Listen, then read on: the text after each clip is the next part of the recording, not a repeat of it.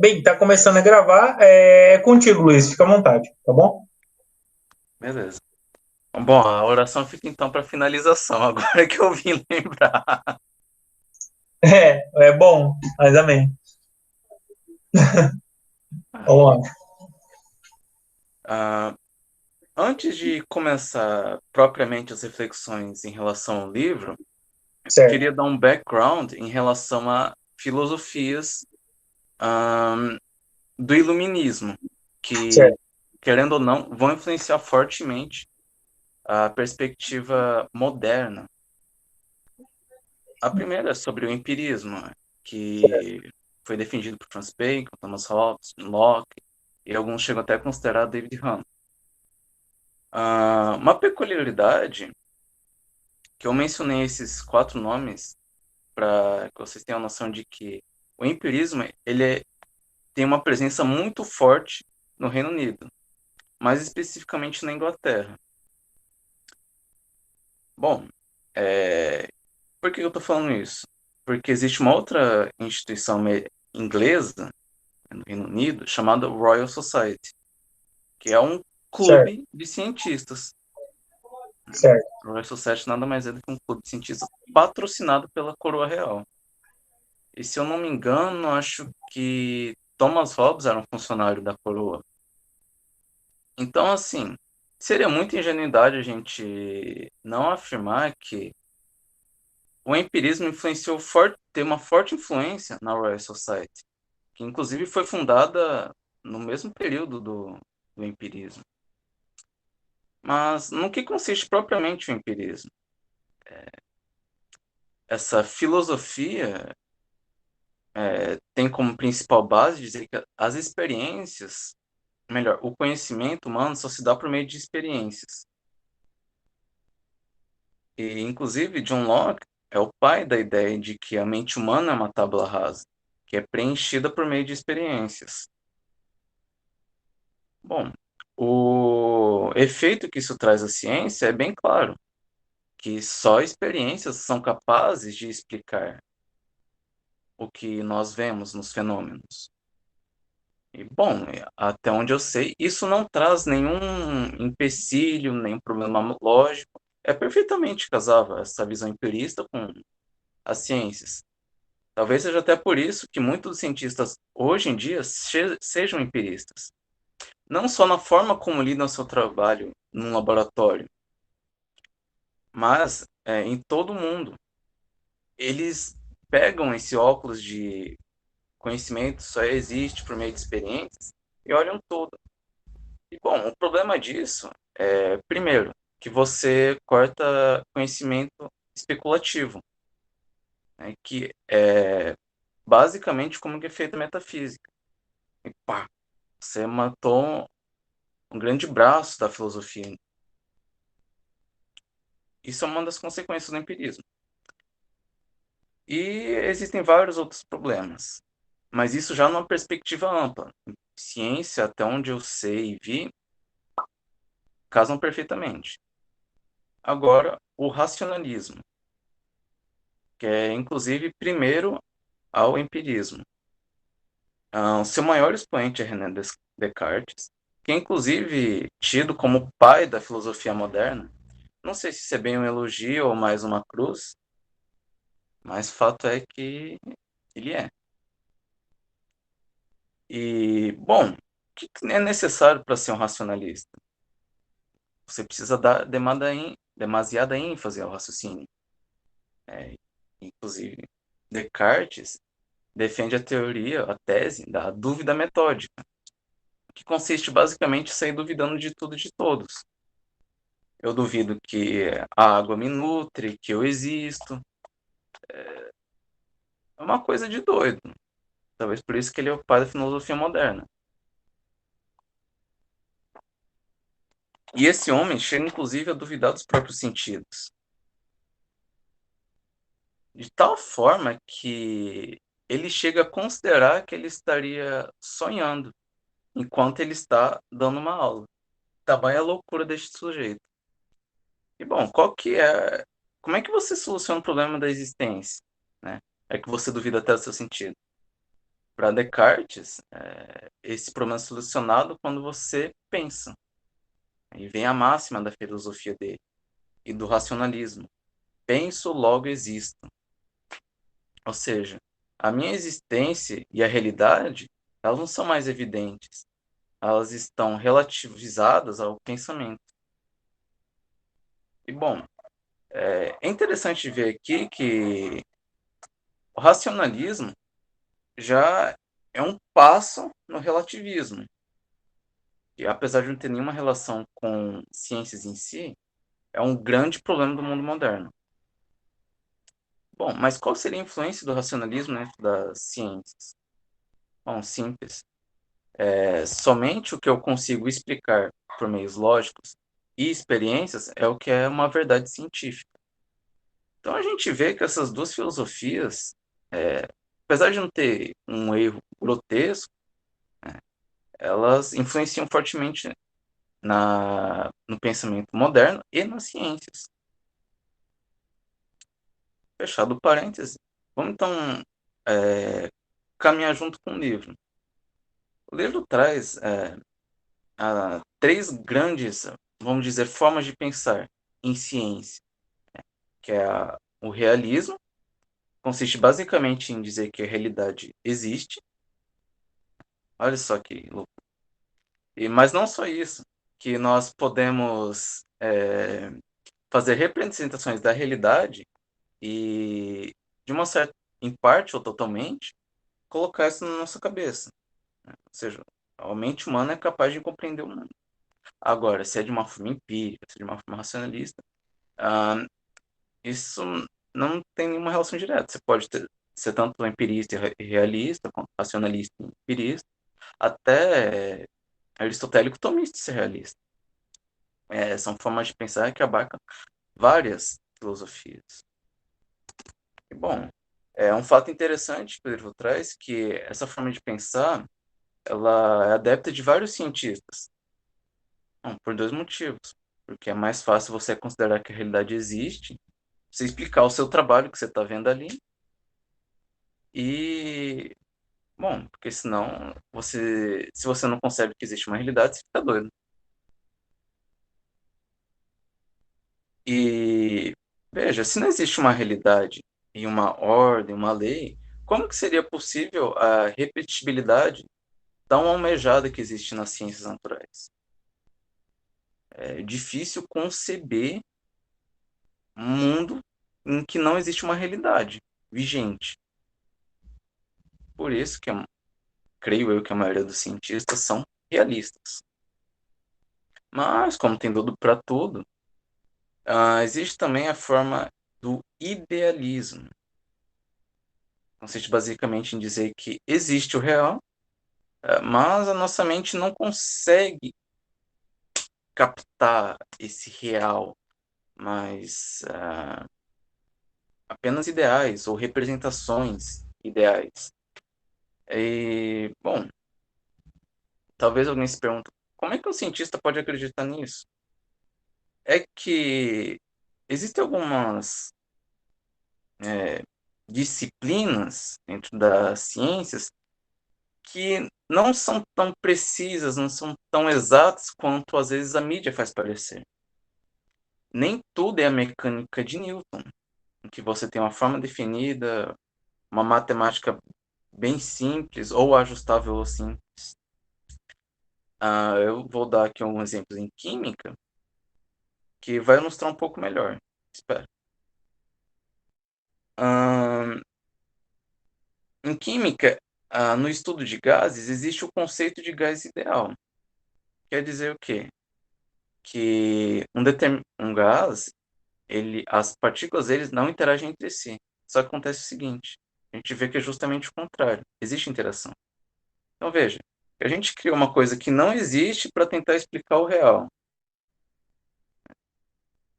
O livro vai usar esse exemplo, mas mais para instrumentalismo. Só que vejam que a ideia de idealismo consegue sobreviver na ciência a partir desses, vamos dizer, desvios da curva.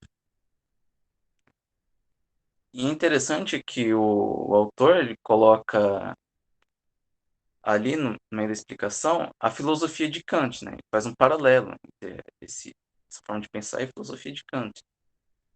Porque Kant também pensava desse jeito, de que a mente humana não é capaz de atingir realidade, mas um fenômeno. Consiste basicamente em dizer que a gente não vê um oásis, a gente vê uma miragem do oásis. E aqui surge de novo o problema do relativismo. Porque, veja, tá, existe realidade, mas eu não consigo enxergar, então como é que eu posso falar que existe realidade? A realidade, então, depende do que eu vejo. É, São. Oi? desculpa. Eu acho que a questão do idealismo, nesse caso do Kant, você está me ouvindo? Está me ouvindo Tô, bem? tô sim. Tá, ok. A questão do idealismo, eu acho que é mais devido Immanuel Kant, entender que a gente não acessa a realidade imediatamente. Não é que a gente não consiga enxergar a realidade. Ele se aproxima de um realismo, só que é um realismo mais abstrato. Então ele acha que a gente consegue investigar a realidade por meio de fenômenos que nos permitem entender certos aspectos da realidade. Só que a gente não consegue acessá-los de imediato. Por exemplo, assim como você explica a questão do átomo, ele não nós não conseguimos acessar o átomo imediatamente, mas por meio de instrumentos, por meio de certos fenômenos observáveis, a gente consegue identificar a existência de algo que nós interpretamos como um átomo, né? Eu acho que essa que é a grande questão. E só que ao contrário, o realismo ele vai apresentar que nós acessamos de fato essa realidade por meio da instrumentação e de fato essa realidade é isso que a gente observa, entende? Uhum. Ok. Não, Bom, é isso, assim, tipo, fazendo um parênteses, eu acho que é mais ou menos isso. assim, é porque o que eu realmente conheço da filosofia do Kant é quase um relativismo. Então, obrigado. Bom, o passo seguinte que o livro dá é falar sobre o instrumentalismo. E aqui é um pouco mais confusa. Pode parecer um idealismo, mas ele nem é tanto. Essa forma de pensar nem é tanto ao mar, nem tanto à terra. Ou seja, não se sabe se existe uma realidade, ele só trata da teoria e dos conceitos. Vai falar que uma teoria ou um conceito só pode ser sustentada, explicada a partir de fenômenos que são medidos por instrumentos. E que essas teorias não são nada mais do que uns instrumentos para a gente enxergar o que está acontecendo. Hein? Ficou confuso? Repete o que você disse, desculpa. Tá. Eu vou falar de uma forma um pouco mais clara. Um bololô. Pelo que eu entendi, o instrumentalismo sustenta uma importância na previsibilidade de um fenômeno. E esses fenômenos são medidos por instrumentos. Então, assim, o comentário que eu faço é que essa forma de pensar nem diz que existe uma realidade, nem diz que o que a gente só alcança é um ideal. Assim, aqui fica aberto, então é um pouco confuso. Quem pode achar que é um realismo ou um idealismo, mas nem tanto ao mar, nem tanto à terra. Hein? Eu acho que é interessante a gente pontuar nesse momento que existe dois conceitos que são importantes serem observados. Um deles é o do internalismo e do externalismo, que eles nos ajudam a compreender por que o realismo é mais plausível do que um instrumentalismo ou então do que um idealismo. Porque a ideia de externalismo é de que a realidade existe de maneira concreta e objetiva, de tal forma que a gente consegue acessá-la, não a partir dos nossos pressupostos, mas a partir das próprias condições da realidade que está exposta, entende? É isso que nos aproxima da ideia de que Deus é criador de todas as coisas e de que a gente pode acessar esse conhecimento criado por ele, né? Ao contrário do idealismo, que vai dizer, não, a realidade é subjetiva, ela parte do indivíduo que avalia a natureza e os fenômenos, e ele dá o sentido àquilo que ele observa, né? Ele que gera a própria realidade. Então, tipo, eu acho que essa construção nos ajuda a entender melhor essa diferença entre o realismo e o instrumentalismo e, no caso, o idealismo, né? Porque o instrumentalismo ele vai concordar em muitos aspectos com o realismo, que vai falar, não, a realidade é externa ao ser humano, de fato ela é externa.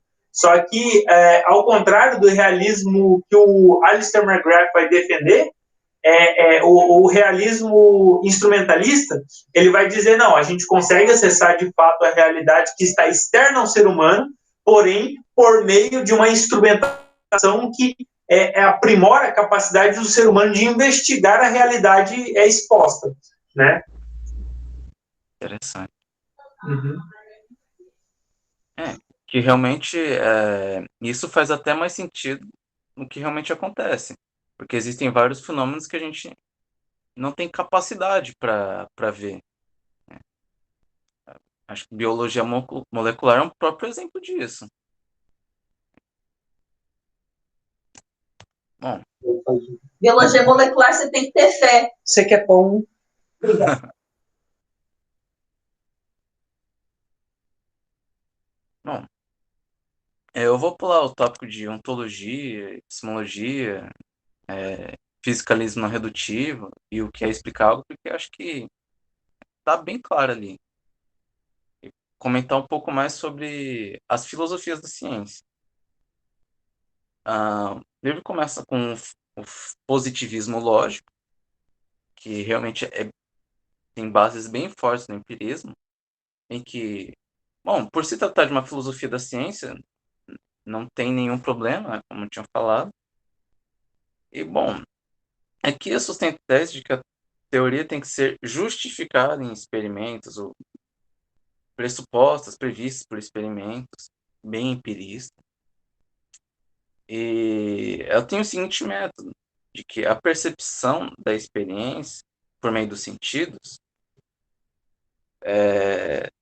deve ser reduzida a termos observacionais e relacionados pela lógica. E, bom, aqui é uma dedução minha de que teríamos, então, um constante progresso de observações e ligações lógicas que nos levaria ao conhecimento absoluto, pelo menos do mundo natural. E interessante que ele também coloca que esses pensadores fazem um ataque direto à metafísica, o que algumas filosofias atrás não faziam, ou faziam de uma forma um pouco torta. Aqui é um ataque realmente à metafísica, ele considera como desnecessário. Como eu falei, os empiristas, eles não tem sentido para eles haver metafísica, uma vez que você só tem conhecimento por experiência, então conhecimento especulativo não existe. Eles não se preocupavam tanto com a metafísica, deixavam de lado, porque não consideravam que podia existir algo desse nível. Já que a afirmação enfática de que a metafísica, além de não existir, ela é completamente desnecessária. E, bom, uma vez que você mata a metafísica, você mata o conceito das provas de Deus, né? Pelo menos pelo mundo natural, né? E fica apenas a fé, que por si só não consegue se sustentar. Então aqui é um defeito que um bom cientista que é positivista lógico vai enfrentar no futuro. E mais para frente é o falsificacionismo. O que eu achei bem interessante é que o autor ele coloca mais ou menos a origem desse falsificacionismo, né, que parte da declaração de Einstein, que ele fala, olha, minha teoria depende disso daqui. Se isso aqui não for assim, então tá errado. É bem legal ver como às vezes as coisas surgem. Poxa, uma declaração tão inocente, né? Mas que realmente ele vê naquilo que, olha, a ciência é isso, ela tem uma capacidade de previsão, e não só isso, uma condicional que pode colocar aquela teoria num lixo. Daí ele elabora essa filosofia, e mais tarde vem a tese de Durkheim, que, pelo que eu percebi, é um falsificacionismo um pouco mais sofisticado. Ele diz, olha, realmente, a ciência ela tem a capacidade de prever uma condição negativa. Mas não é assim 880. Ou está totalmente certo, totalmente errado. Não, ela pode atingir pontos periféricos, dando uma noção espacial, ou o tema central, vamos dizer assim, meu Deus, eu esqueci como é que é. A coluna da teoria. E, bom, faz mais sentido. Por exemplo, em química, mais um exemplo de química, nos modelos atômicos, se você pararem para ver mais de perto, o átomo de Dalton, ele é o átomo o átomo de Thomson é um átomo de Dalton, só que melhorado, né? Porque o que acontecia? Dalton, ele simplesmente propôs que o átomo era uma partícula indivisível, indestrutível, uma série de características, só que ele não conseguia prever a existência de partículas com carga no átomo. Daí vem Thomson e fala, não, existem partículas com carga no átomo. Mas veja, ele não... Toda a teoria do átomo de Dalton não foi descartada e jogada no lixo. Ela só foi reformulada de forma a aceitar um novo experimento que ele fez, né, com essa base empirista, né, dar conta de explicar um fenômeno. Só que depois vem Rutherford e fala, não, gente, não é assim. O átomo é um grande vazio. E agora sim você tem um ataque à coluna central da teoria. Então, um átomo de Dalton, reformulado por Thomson, não serve.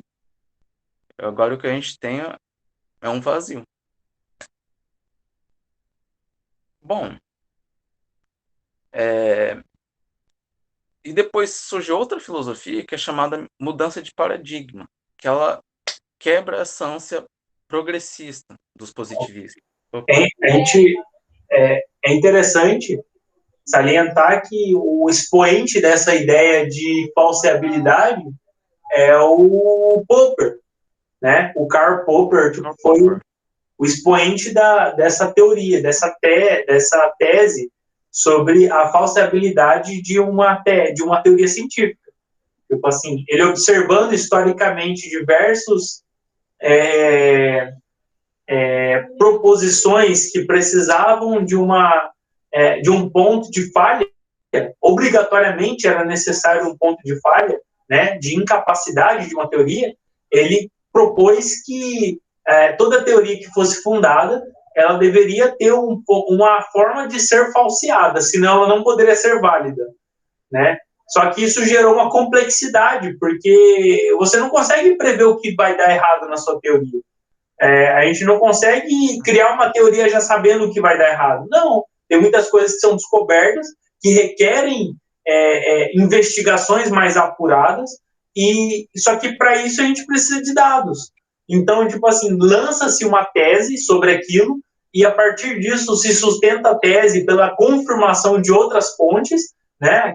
Aquele cruzamento de informações na comunidade científica, e isso faz com que a tese seja alçada ao ponto de teoria.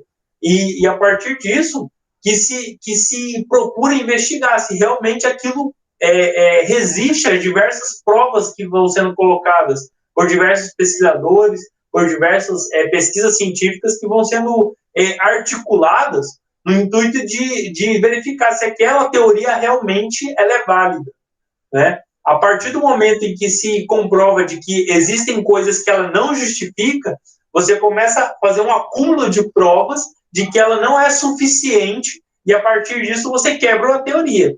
A proposta do Popper é justamente falar, não, você tem que ter isso de antemão. Você não tem que investigar e descobrindo formas, coisas que ela não responde. Não, você já tem que prever coisas que ela não responde, né? E ao longo do tempo isso foi provado que não tinha como você sustentar isso, né? Fez com que a teoria, a tese do Popper, que foi muito bem aceita no começo, começasse a ser questionada, porque ela não conseguia ser sustentada na prática científica, né? Na prática do dia a dia é realmente impossível você, sei lá, lidar com um acontecimento, pensar numa nova teoria, e dessa nova teoria que você acabou de encontrar já achar uma condicional. É difícil. São pouquíssimos cientistas que conseguem fazer essas previsões de maneira tão assertiva. Einstein é uma exceção, porque ele lançou a teoria dele e ele lançou uma série de argumentos falando, olha, para que ela seja invalidada, precisa acontecer isso, isso e isso.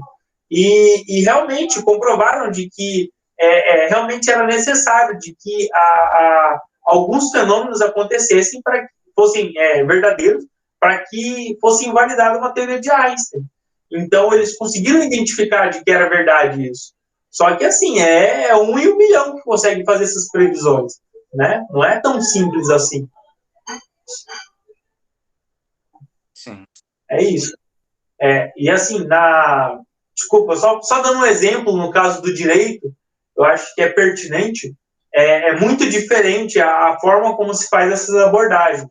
Essa tese do Popper, ela não é válida para as áreas de ciências humanas, porque elas requerem comprovações metodológicas. As ciências humanas, elas trabalham com outra dinâmica, então você precisa de uma comprovação, mais de uma estruturação argumentativa, de uma sustentação de hipóteses que são válidas, né?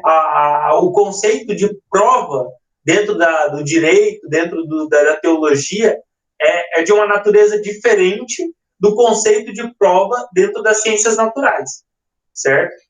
Eu não vou me adentrar na questão do direito porque eu não tenho domínio, mas assim... Mas a Sara tem.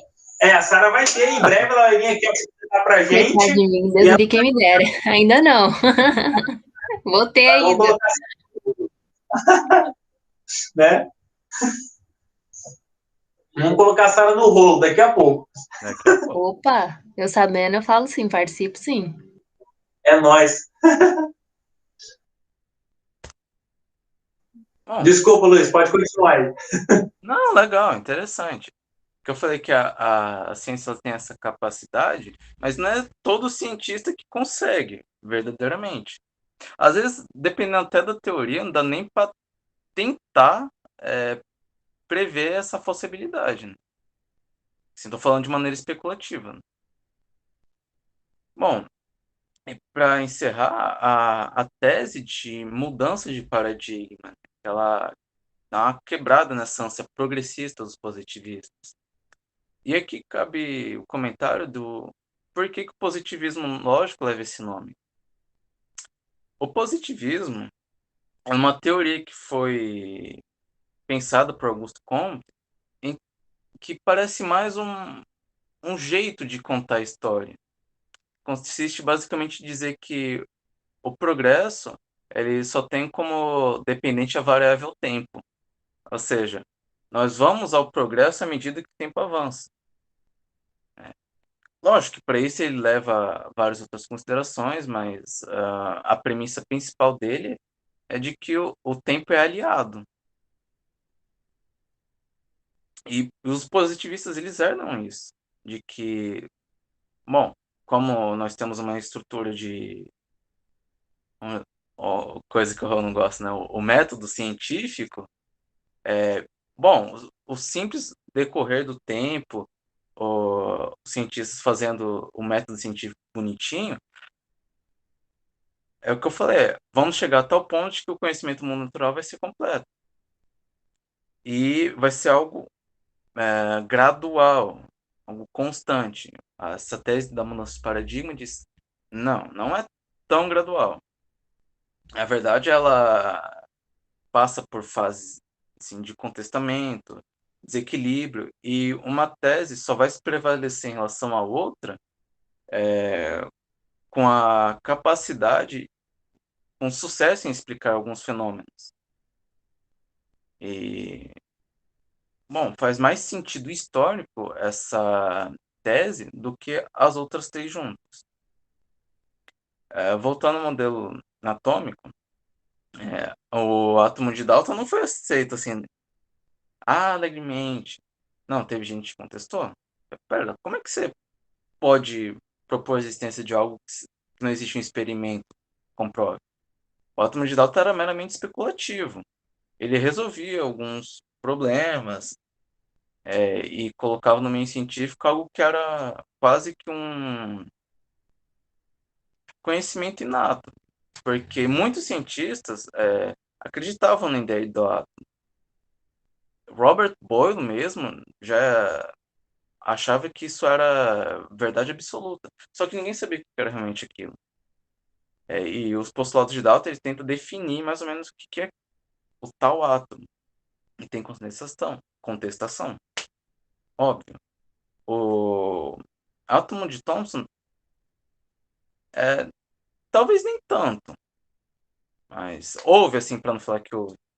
Agora, o átomo de Rutherford, que traz uma revolução no jeito de ver o átomo, aí houve muita briga. Quem é químico sabe de todas as grandes perguntas que são feitas a Rutherford. Ele fala, gente, eu não sei. Eu só sei que é assim. Se você conseguir achar outra forma de explicar com esse experimento, fique à vontade. E, bom, só quem vai trazer um pouco mais de razoabilidade para o átomo de Rutherford é Niels Bohr. E ele, com o modelo matemático, ele explica vários fenômenos já observados com com gás hidrogênio, como o espectro de absorção. E agora existe uma possibilidade de se determinar as linhas de espectro por conta de Niels Bohr e de Rutherford. Ele foi, opa, pera, né, tá acontecendo a mudança de paradigma, né, fala. Até que surgem outras teorias, a Schrödinger, e realmente o átomo de Dalton cai por terra. É isso. Fim. Massa, mano. Parabéns. Muito bom, mano. Show de bola. Então, esqueci Obrigado, Sara. Parabéns, mano. Muito bom. O positivismo é algo muito interessante, porque o positivismo ele foi sustentado durante bastante tempo, né? E ele foi fortemente estabelecido na academia pela Universidade de Frankfurt, né? Quem sustentou o positivismo lógico foi a Universidade de Frankfurt por muito tempo. Então, assim, a escola de Frankfurt ela é conhecida, né? Muito fortemente por causa do movimento positivista, que depois foi transformado pela... Como que é o nome da outra? Não lembro agora. Tem uma outra aqui. Hã? A de Viena? Eu acho que foi. Uhum. Que assim, eles assumiram o legado e depois foram mudando, né? Até se adequarem aos pressupostos de Karl Marx, que trouxe diversas revoluções de paradigma e trouxeram algumas questões sociais, trouxeram outras escolas de pensamento que geraram uma robustez no ideal deles. Assim, eu não sei muitos pormenores.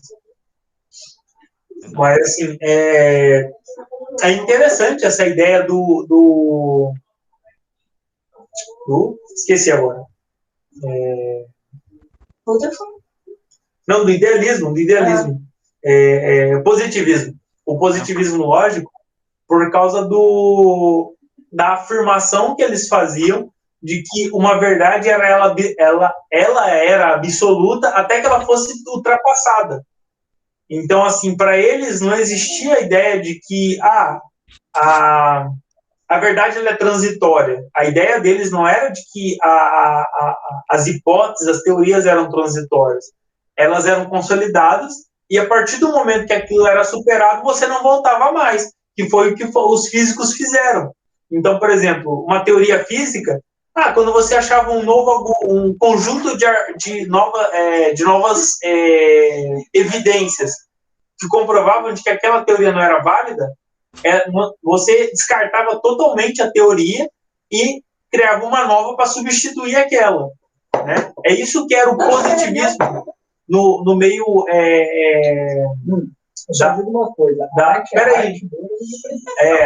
Na estrutura do pensamento positivista, é isso que foi sustentado, né? Especialmente nas ciências naturais. Então, assim, a química foi muito influenciada por isso por um tempo. Só que ela sempre seguiu uma dinâmica própria. Ela nunca se entregou a esse pensamento. A química ela sempre foi muito mais volátil, ela sempre foi muito mais desgarrada, vamos colocar assim, porque as teorias elas não conseguiam, na verdade não é que elas não conseguiam, elas não acompanhavam a ideia de mudança de teoria. Acontecia uma mudança de paradigmas porque aquela teoria não era mais suficiente para explicar um determinado fenômeno. Só que a nova teoria não excluía a anterior, como que a gente observa nas teorias atômicas. Tipo, é isso que o Alistair McGrath vai colocar de maneira bem clara. Que, você teve a teoria de Thomson, beleza, mas a teoria de Dalton ela foi utilizada, ela continuou a ser pensada e continuou a ser útil para ajudar a explicar algumas coisas simples que existiam na teoria de Thomson. E assim aconteceu na teoria de Rutherford, aconteceu na teoria de Bohr, que ajudaram a compreender esses fenômenos sem você deixar de mão completamente as teorias anteriores, que eram usadas para explicar coisas mais simples. Né? Foi assim que, por exemplo, conseguiu-se explicar a ideia de ácidos e bases em outras pontes para poder se justificar certos fenômenos que eram observados, só que você não conseguia, você tinha dificuldade de explicar por meio de uma teoria mais avançada. Então, você montava as teorias mais simples para explicar fenômenos. Né? Assim que a teoria de ácido e base de Lewis ele usou da teoria de Dalton para poder simplificar diversas questões que não precisavam de complexidade, elas precisavam de justificativo. Então assim, daí o Alistair McGrath ele retorna à questão da complexidade de uma explicação, dizendo que não necessariamente as explicações precisavam ser complexas. Para que houvesse uma mudança de paradigmas, as explicações deveriam ser coerentes, elas deveriam ser... ele vai falar de diversos fenômenos das teorias, né? Com a beleza, com a estrutura, com a racionalidade, e a partir disso se podia explicar esses fenômenos. Certo? É interessante. O que, por um lado, é tanto bom, é também ruim, né? Porque no ensino regular, há essa problematização. Poxa, a gente aprende tantos modelos atômicos e a gente fica navegando entre um e outro, vai falar de ácido e base entre um, mas é que as pessoas não entendem porque é útil, às vezes, a gente usar algo que realmente está errado, não explica a realidade, mas porque é mais fácil de compreender com ele. Não sei se você já fez alguma pesquisa ou viu sobre a química computacional, mas assim, nem a química computacional ela trabalha com modelos reais. Todas as bases lá são feitas a partir de aproximações. A química computacional ela tem duas principais metodologias, duas principais formas de fazer modelagem. Uma é a totalmente empírica, E por quê? Porque ela se baseia em métodos empíricos, ela vai utilizar a mecânica clássica para explicar muitos fenômenos por meio de simulações, e a outra que vai se aproximar dos aspectos da realidade, que é através da mecânica quântica. Então, a mecânica quântica ela vai fazer métodos de aproximação, ela vai utilizar métodos matemáticos de aproximação para explicar determinado fenômeno. Então, por exemplo, eu preciso explicar a polaridade da água, a estrutura complexa das organizações das interações intermoleculares. Então, vou explicar por meio de mecânica quântica como que essas interações ocorrem. Então, vou utilizar modelos ou modelos quânticos ou modelos semi-empíricos, que vai utilizar parte da mecânica clássica e parte da mecânica quântica para poder justificar alguns fenômenos.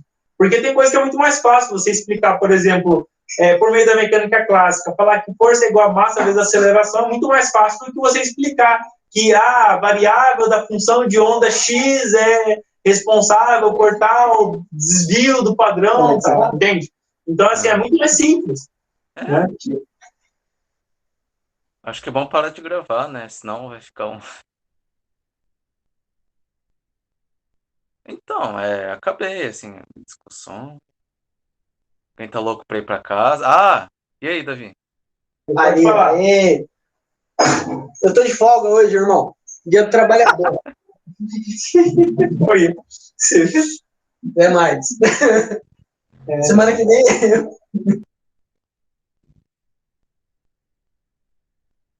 Eles estão ouvindo aqui. Não, sim, mas sim, ninguém quer fazer nenhuma pergunta, lançar uma treta. Caçar uma treta. Não, você tá certo, irmão. Você tá certo. Hoje eu não quero treta com ninguém. Né? Eu queria voltar logo no começo da sua apresentação. Você falou sobre o Empirismo, racionalismo. Do racionalismo. E você estava falando sobre o Descartes. Você falou que o Descartes foi um dos principais influenciadores do idealismo, eu acho, né? Modernismo. Modernismo, isso. As propostas do Descartes, elas contribuíram para a formação de um realismo crítico ou elas foram mais por uma ideia de idealismo metodológico? Lembra que eu falei sobre a dúvida metódica? A resposta é que eu não sei, tá? Eu vou tentar deduzir. Certo, a dúvida metódica. Certo. Você falou realmente do Descartes, né?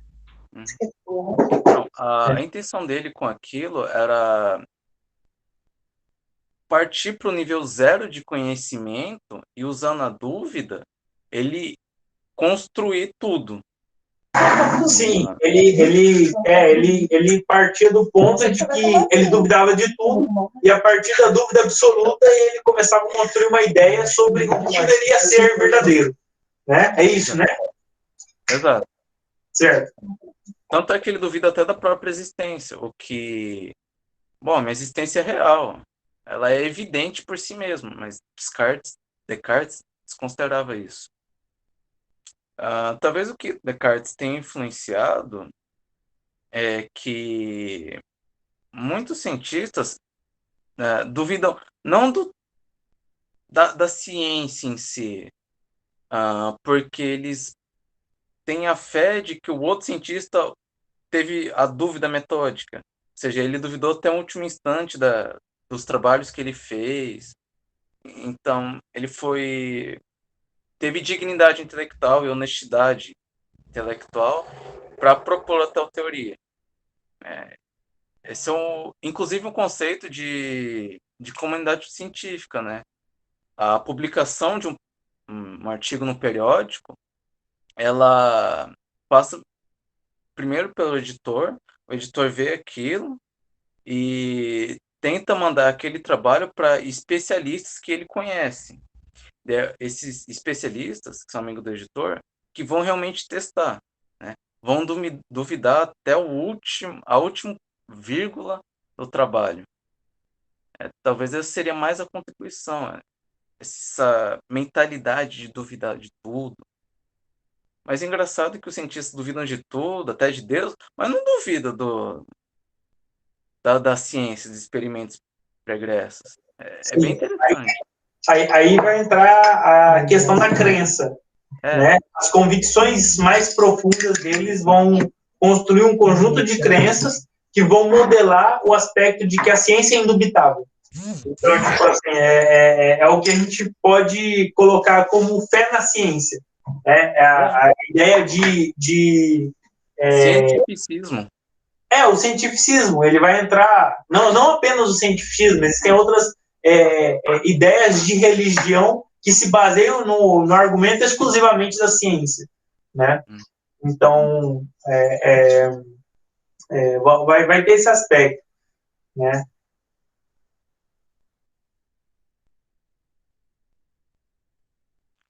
Bom, eu conheço bem pouco do pensamento de Descartes, mas assim, o que mais grita nele é realmente a dúvida metódica, duvidar dos próprios sentidos, é um negócio que deixa qualquer um louco. Eu recomendo a leitura do livro Discurso do Método. Dele. Dele. Do Descartes. Do Descartes. É uma obra que a proposta dela é voltada para o público em geral. Ele criou uma série, acho que de 3 livros, com o objetivo de convencer as pessoas de que era necessário um caminho racional que fosse suficientemente crítico para se investigar a realidade e os fenômenos. Então, ele criou 3 livros, eu não lembro o nome dos outros 2, eu lembro do Discurso do Método, mas ele criou um, que é o Discurso do Método, que era o público em geral, outro que era para o público mais, vamos colocar assim, um público mais científico, e um outro para o clero, que era voltado para a indagação sobre a realidade e a criticidade necessária para se investigar a realidade. Então, ele levantou essas questões, e foram questões que foram consideradas um marco na Revolução Intelectual, justamente porque, vamos colocar assim, foi a primeira maneira sistemática de se fazer um questionamento rigoroso sobre a realidade, né? Não foi o único, claro, mas foi um marco na transição entre, vamos colocar assim, entre o pensamento aristotélico e o pensamento descartiano, vamos colocar assim.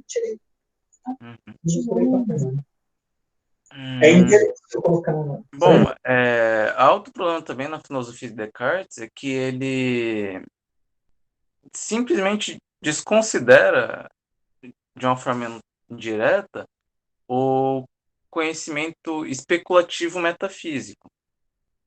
Porque com esse lance de dúvida metódica, o que ele consegue basicamente é tentar chegar ao conhecimento da realidade natural, ou seja, das coisas evidentes. Porque existem outras coisas que não dá para provar. Até onde eu vejo, essa dúvida metódica só vai até ao nível de evidência, que é o mundo natural. O mundo natural ele é evidente por natureza, né? E a questão é que durante o período de Descartes, a ideia de essencial, de aprimoramento pessoal, era diferente do que aconteceu no século XVIII, XIX, que a ideia de virtudes, de desenvolvimento de virtudes, adotou um novo parâmetro. Por exemplo, no período de Descartes, ainda se acreditava de que a busca pela verdade, a busca pela compreensão da realidade era necessária para um aprimoramento pessoal. Enquanto ser humano, enquanto essência, você evoluía como ser humano ao se dedicar a buscar de maneira sistemática a verdade. A proposta de Descartes, ela se volta nessa questão. Então, por exemplo, você ser um homem, uma pessoa que se dedicava à busca da verdade, fazia com que você se tornasse uma pessoa mais virtuosa. E isso teve uma mudança de pensamento após a Revolução do século XVII, XVIII, alguma coisa assim, XVIII. Então, a proposta mudou, né? De Robert Boyle para frente, a ciência ela começou a ser muito mais crítica sobre a realidade, e o que antes era a busca por virtude se tornou a busca pela verdade na realidade. Então, mudaram paradigmas, mudaram conceitos de como se buscava a realidade e o objetivo de se buscar essa realidade.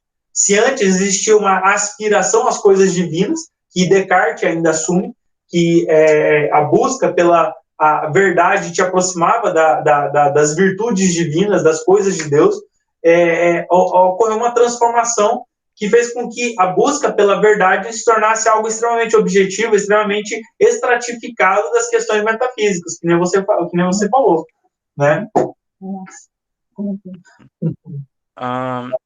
É que aí entram nos pontos críticos de Descartes, né? Bem colocado o que você falou. Ele considera que a busca da verdade, ela leva uma vida de virtudes.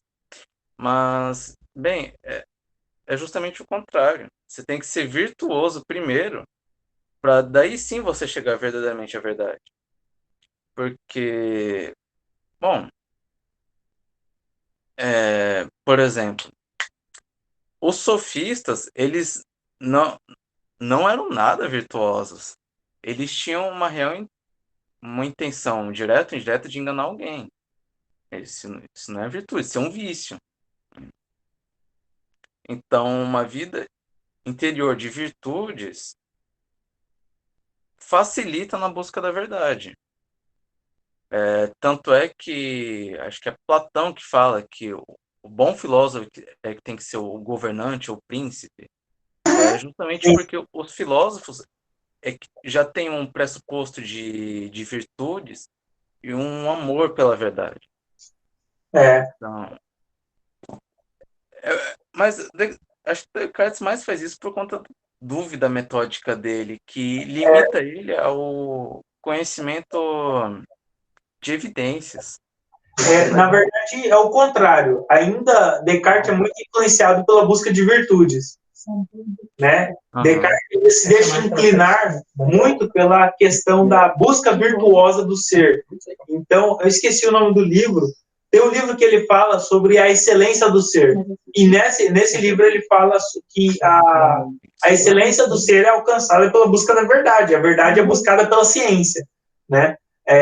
Então, aí que ele parte do pressuposto de que a ciência te conduz à verdade. Vamos colocar assim. É por isso que ele se torna um marco da transformação científica, por isso que ele é considerado o pai da ciência moderna, em função de que ele coloca essa frase que se tornou um ícone, né, da questão. De que você só alcança a verdade pela busca da ciência, pela busca científica.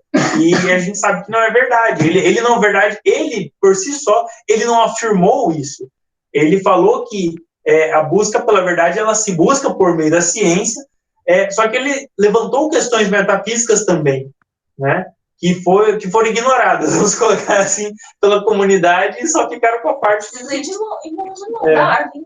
A primeira edição da Origem das Espécies. Não, é uma coisa que hoje se entende. As pessoas simplesmente...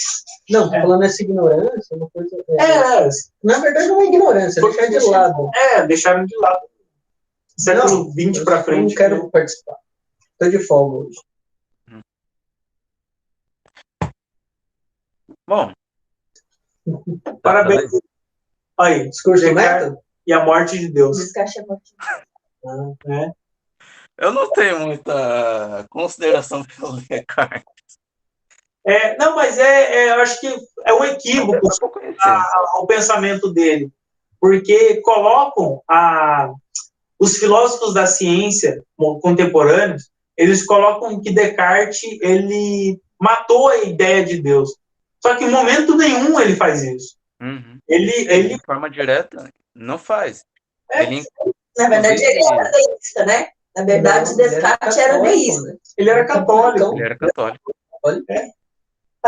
Praticante? Porque eu li... Boa pergunta. Boa colocação. Em vários momentos, ele era adepto da ideia de um Deus que fez tudo e deixou o mundo rolar. Deísmo, né?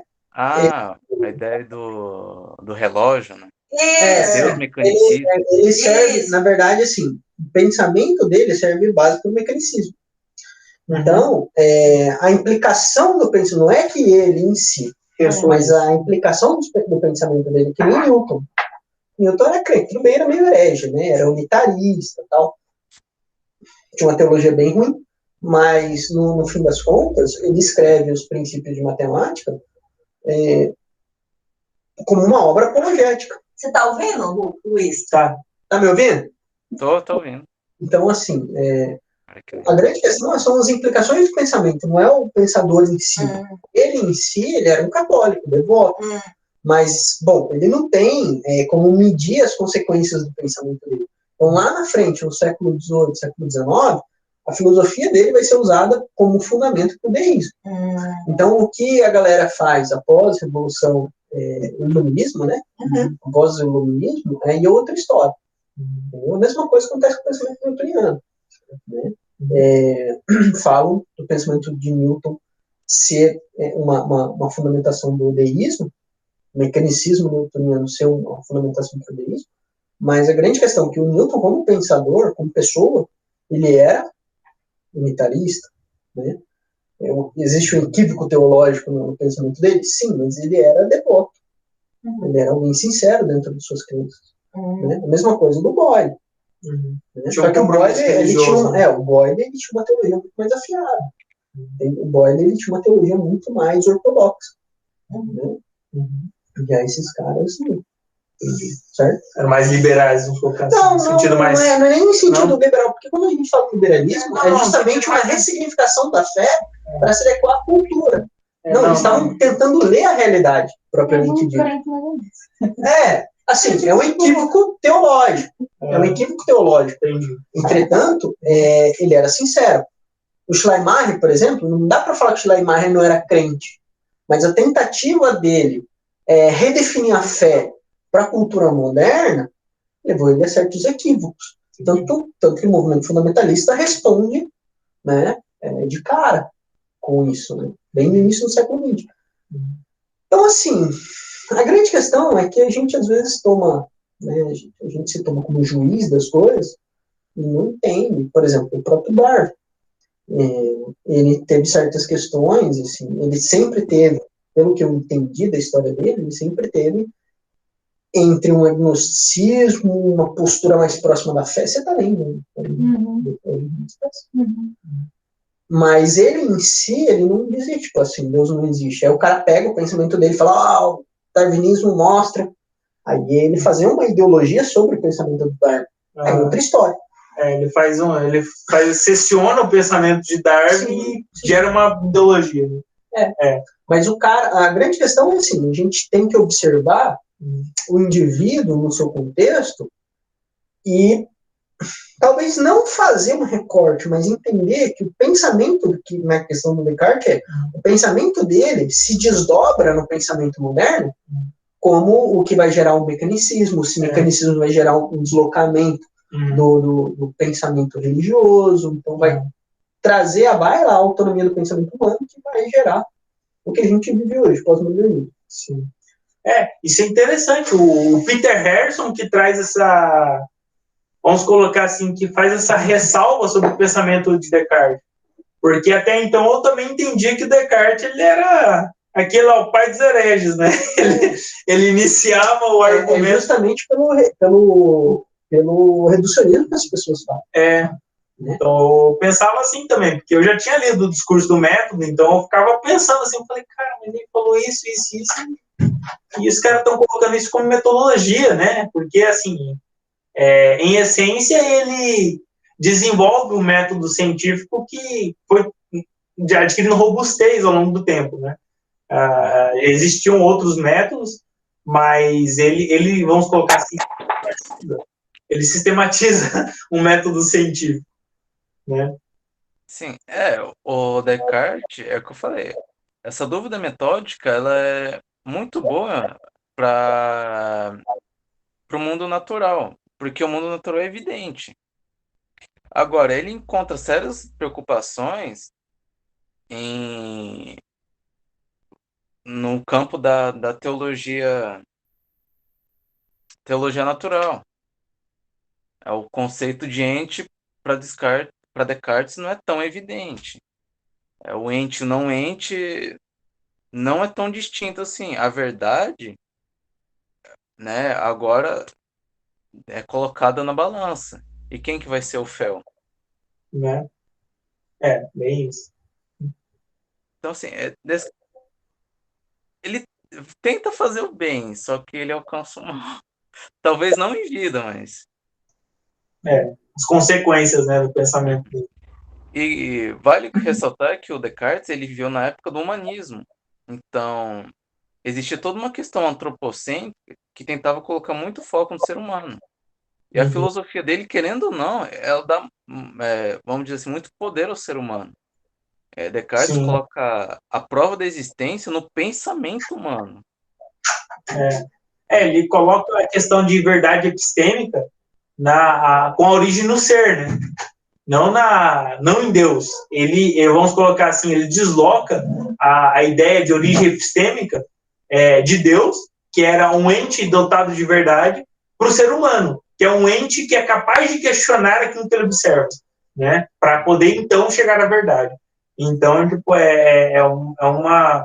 vamos colocar assim, é uma coisa que foi muito, muito forte, que, na verdade, ganhou solidez, como o David falou, no século XIX, XVIII. Né? É interessante a gente perceber, eu não sei se é o caso do Descartes, mas o pensamento grego, no período medieval, a redescoberta do pensamento grego no período medieval gera algumas confusões, por exemplo, entre causas primeiras e causas segundas. Entre o que é particular e o que é universal, né? O Boyle criticava... Né, Luiz? Uma voz oculta no fundo. A gente só fica ouvindo vozes. Eu vejo fantasmas. Eu ouço vozes. Pra cá também. Não, vou aparecer no vídeo. Mostrar que você esteve presente. Aí a grande questão, Luiz, é justamente essa. Há um equívoco entre não sei se é o caso de fato do Descartes, mas na galera desse período há um equívoco entre as causas primárias e causas secundárias, né?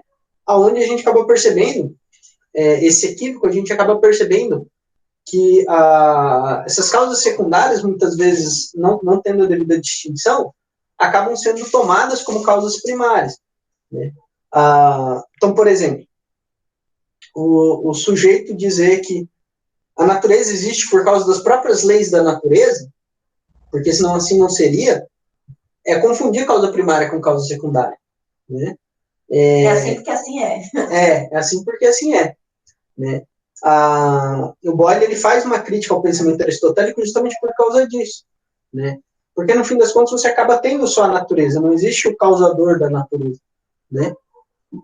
Eu acho que isso acaba gerando, no fim das contas, uma visão de mundo em que você fecha o universo, a natureza, para o transcendente, né?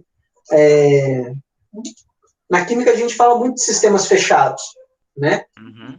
Isso não é uma coisa assim, só para química. Você faz uma coisa no sistema fechado, num tubinho de ensaio, num Erlen, fecha, então não é isso. Isso é a implicação de um pensamento materialista, que todo o universo está fechado por uma causa divina, por uma ação divina, né? O pensamento cristão dos primeiros cientistas, sejam eles católicos ou protestantes, é justamente esse universo aberto. O mundo está aberto para a interferência divina, né? Então, quando você diz que o mundo é apenas você foca no mecanicismo, o mundo ele funciona pelas suas próprias naturezas, pela sua própria natureza, né? Pelas suas próprias leis. Então, acaba que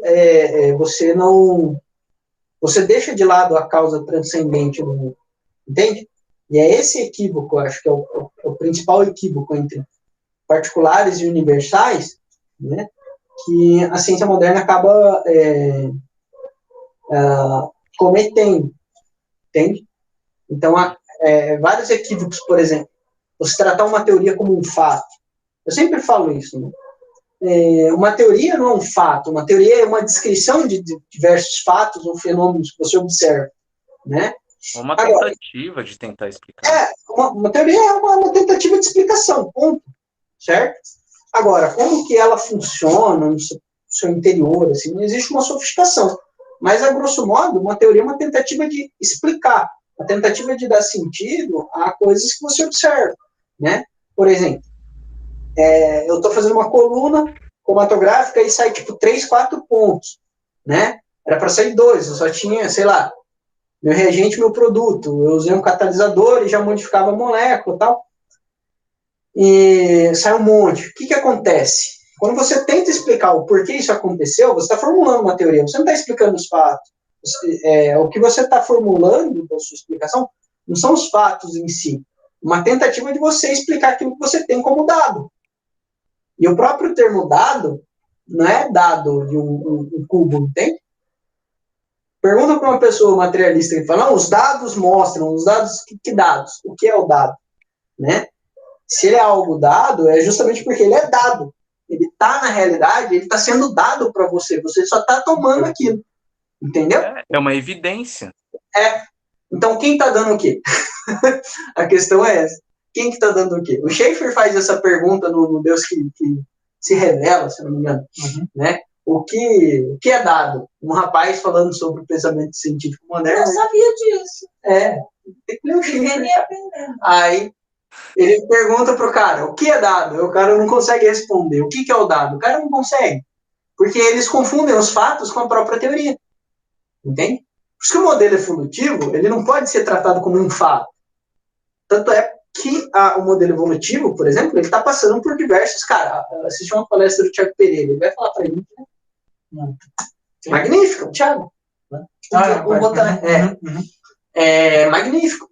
Entendeu? Ele mostrou diversos modelos que estão concorrendo com o modelo evolutivo. Óbvio, partindo das mesmas bases, né? Mas mostrando outro direcionamento. Entende? Então, assim, é uma coisa incrível. Hoje eu vi Bom, acho que eu falei demais. Como é que fala? Uma live sobre criacionismo da Terra Antiga. Caraca, menino, muito bom. Não é. Aí a grande questão é a seguinte: a gente se fecha para isso. Entendeu? Uhum. Em ciência, você não tem nada completamente absoluto e fechado. Por exemplo, você falou da teologia natural. O pai, qual é o equívoco da teologia natural do pai? De fato, com base na própria natureza, você provar a existência de Deus. Mas de um ponto de vista escriturístico, né, isso é um equívoco, porque você tem que mostrar a existência de Deus por meio da própria revelação dele em Jesus Cristo. Ok? Bom, a criação proclama a glória do Criador? Obviamente, né? Mas se a tua teologia natural não é orientada biblicamente, você comete equívocos. E esse é o equívoco do pensamento do século XIX, da teologia natural do século XIX. Entende? Então, o Alistair McGrath, ele lançou uma nova teologia natural, uma visão dele da teologia natural, muito interessante, que eu acho que vale a pena a gente explorar. Ele, ao contrário do pai. William Pai tentou partir do nada para falar que a teologia natural é válida. Da própria natureza, na verdade. Da própria natureza. De mostrar, evidenciar a existência de Deus a partir da própria natureza. O Alistair McGrath, digamos assim, faz sentido. Ele leva a natureza em consideração, mas ele parte da Escritura. Ele parte da Trindade. A Escritura, né, ele formula uma ideia da Trindade, ele formula uma teologia da Trindade. Deixa eu só fazer uma piada de mau gosto. Você, como um bom católico, talvez você se apoie na tradição, não na Escritura, né, irmão? Então... Olha. Eita, treta. Eu não quero estimular a treta, hein? Fogo no parquinho. Fogo no parquinho. Fui embora, tchau. Joga na roda e vai embora? Depois vai correndo. Aí não vai, né, Luiz? Mas a ideia é essa. Tipo assim, o Alistair McGrath, ele procura se fundamentar muito na teologia bíblica para argumentar de que a Trindade é a origem da teologia natural. E a partir disso ele explica os fenômenos, ele consegue dar justificativa do porquê a realidade existe, da forma como ela existe, e porquê nós conseguimos acessar a realidade da natureza da forma como nós acessamos. E interpretamos, entendemos e racionalizamos. Né? A partir, digamos assim, seria possível também partir dessa lógica para falar da lei natural. A lei natural não no sentido das leis físicas e químicas, enfim, mas sim da lei humana, né? A lei que é constituída no direito, tipo assim, que é a lei natural do ser humano. Então, tipo assim, hoje existe o Doivert, ele parte, vamos colocar assim, nessa mesma razão lógica de ser, para poder justificar por que existe naturalmente no ser humano um desejo pela bondade, um desejo pela verdade, um desejo pela justiça. Então, a teologia de Doivert sobre a natureza do ser, sobre a natureza da realidade, vai partir do pressuposto de que a realidade possui um conjunto de estruturas que fundamentam aquilo que existe de busca no ser humano, aquilo que o ser humano anseia, né? A Sara, eu acho que ela deve saber disso, assim, que ela acompanha já, né, estudos sobre Doivert, então eu acho que ela sabe falar muito melhor que eu essa questão. Esperando a Sara entrar na roda. Nossa! Gente, eu tô fazendo um curso introdutório ainda, tá? Calma lá. Não, aqui a gente quer ver o sangue. Socorro. Mas é nesse sentido que o Doivert vai tentar estruturar o pensamento sobre a realidade, que existe, de fato, na triunidade a fé em Deus, né? Desculpa, existe na triunidade um sentido para que nós venhamos a entender a realidade. Claro que daí vão fazer abordagens diferentes, mas é muitíssimo interessante. O que mais me impressionou no livro até esse momento é justamente como ele fala do Doivert, eu não sei do Doivert. Tipo assim, exatamente. O Alistair McGrath, ele traça um caminho extremamente parecido com o de Doivert, só que a fonte dele não é Doivert, entende? Tipo assim, a matriz do pensamento dele é o... Eu acho que ele ficou com vergonha só de admitir. Stonks, isso, exatamente. Então, e me parece que assim... Aí o outro tirando foto no meio da reunião, meu Deus.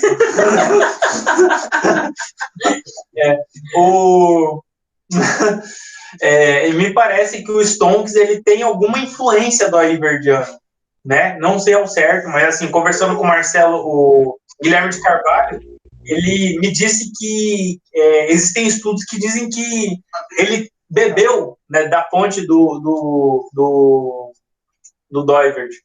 Então, assim, então é por isso que, possivelmente, a forma como eles abordam teologicamente o aspecto da realidade, o aspecto da busca pela verdade, o aspecto da cosmovisão, né? Que a gente consegue conciliar os dois pensamentos, tanto o de Doivert quanto o de Alistair McGrath.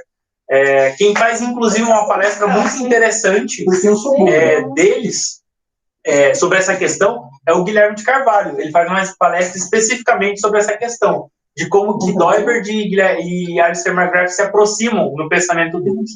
Né? Amém, né? Amém. É isso. Mais alguma questão, mais alguma coisa? Acho que foi muito bom, muito interessante. Gostei muito da conversa. Assim, foi muito bom mesmo. Luiz, você tá ficando bom nisso, hein? Tá ouvindo? Deixa eu te contar. Acho que foi dia 4 ou 2 de abril. O Davi chega no WhatsApp. Como é que tá a palestra aí? Eu falo, mano, eu nem comecei. Ele, cara, você tem que começar logo e não sei o quê. Vixe, calma. Ainda tinha um mês pela frente, né? Mas que bom, a gente tá se Aquele versículo, né? Como ferro afia o ferro.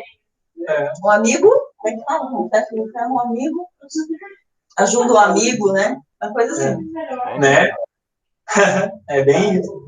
Então, assim, é muito bom, Luiz. Eu acho que houve um progresso, assim, na sua compreensão também, assim, foi muito legal. Nossa, eu entendi, assim, desculpa te interromper. Em relação à primeira palestra, nossa, eu entendi o fluir do seu pensamento. Nossa, ficou... Que dessa vez foi mais fácil, né? Que o negócio já estava pronto. Isso mesmo, ficou bem didático. Pode falar, Sara, a gente não morte, não. Pode abrir o áudio aí, falar, colocar questões, fazer críticas. Não gostei disso aqui, isso aí tá muito ruim, precisa melhorar. Esse católico aí não presta. Vamos ligar a fogueira, gente. Olha aí. Tentando achar um versículo aqui. Se meu celular permitir. Mas é isso, muito bom, gente. Muito obrigado, Luiz. Foi muito boa a apresentação. Realmente foi muito produtivo, acho que essa conversa, a gente pode conversar, trocar ideias. Você apresentou pontos bastante interessantes, eu gostei muito, né? Assim, aprendi também bastante. Eu acho que a questão do Descartes é meio nebulosa, né? Gera diversas dúvidas, que existem muitos argumentos que são mal interpretados. Provérbios 27, 17, que diz assim: como o ferro afia o ferro, assim um amigo afia o outro. Aí, Lindo. agora, Provérbios 27, 17. Né? E eu acho que isso como o Senado citou o provérbio, eu acho que é isso que faz de nós uma comunidade, né? Tipo assim, a comunidade ela serve justamente para que a gente possa ajudar uns aos outros a serem aprimorados, né?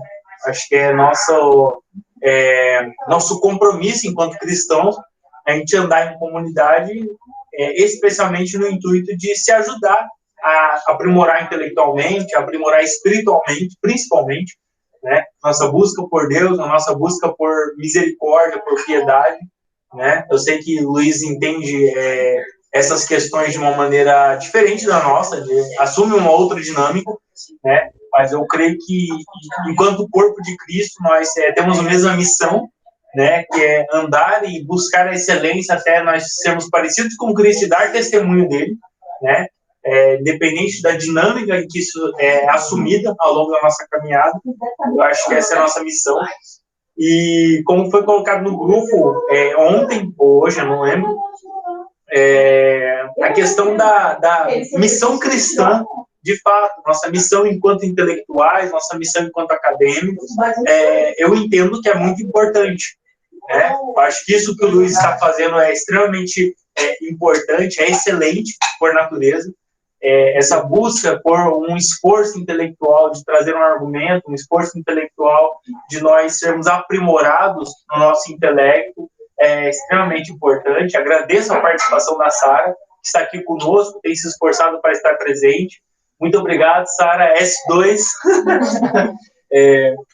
Assim, a gente entende que é um esforço de cada um de nós para que venhamos a glorificar a Deus pelo que fazemos intelectualmente, né? Nossa missão, antes de tudo, é buscar a Deus na excelência, né? Nossa busca em oração, nossa busca em leitura da palavra, nossa busca no convívio com os irmãos na igreja, mas também nossa busca na comunidade acadêmica, na comunidade científica, né? Exatamente, Sara, de forma piedosa, é muito importante a gente levar em consideração de que a nossa busca ela é dedicada ao Senhor, né?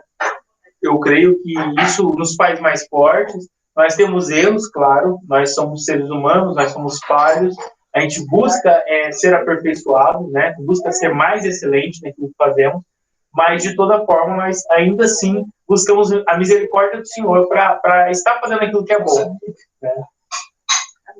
Amém. Vamos. Tá aqui. Luiz, quer mais falar mais alguma coisa? Achei. Só para aproveitar que hoje é Dia do Trabalhador. Amém. Hoje, não sei se é por causa ou se foi uma coincidência, mas hoje é a festa de São José Operário. Olha aí. Vamos santificar o trabalho. Olha aí. Seja na universidade, É, seja varrendo a casa, dona Rosana. exato. Tipo, assim como a gente teve uma longa conversa, eu e o Luiz, sobre Santos, foi um debate interessante. O testemunho dos santos, eles nos apontam para as coisas excelentes, né? Isso é o que é para mim. Os santos, assim, as pessoas que foram tidas como santas, né? Segundo os católicos, para mim, elas são uns exemplos, assim como Paulo. Sede meus seguidores, assim como eu sou de Cristo. Exemplo de piedade. Né? Exemplo de piedade, exemplo de dedicação. Quando eu converter, eu quero ser que nem Madre Teresa de Calcutá. Né? Pessoa absurdamente dedicada, né? Uhum. A devoção, como a Sara falou, né? Tipo assim, uma entrega total, né? Tipo, os santos, eles foram devotos a Cristo e, por excelência, nós entendemos que eles são exemplo de misericórdia, são exemplo de busca piedosa, né? Então, assim, claro que nós divergimos no pensamento sobre como que isso afeta a nossa busca por Deus, né? Mas concordamos de que eles são exemplos, em algum sentido, né? Então, muito obrigado, Luiz, pela recomendação. E é isso aí, e glória a Deus. Vamos encerrar fazendo uma oração, brevemente, né? E agradecendo ao nosso Senhor. Você quer orar, Luiz? Pode puxar a oração. Eita.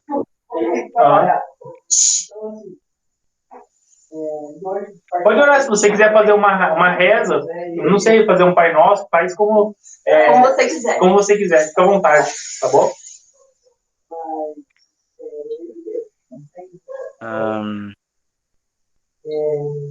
Rei da eterna glória, graças e louvores sejam vos dados a todo momento. Que assim como Jesus na terra santificou o seu trabalho, podemos assim fazer nós também. Amém. Amém. Amém.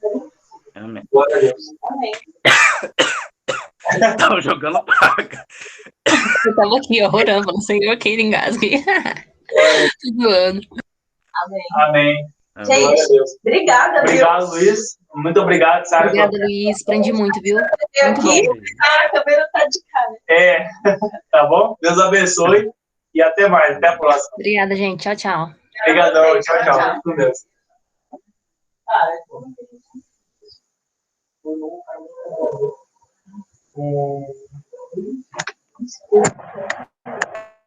Peraí, velho. Pra mim já tinha fechado. Eu tô desligando aqui. Perdão. Você não pode reter perdão. Você não pode perder. Não posso reter, mas posso segurar. E reter não é segurar, não. Não mexi. Eu tô falando. Ainda tá gravando. Você vai sair na gravação.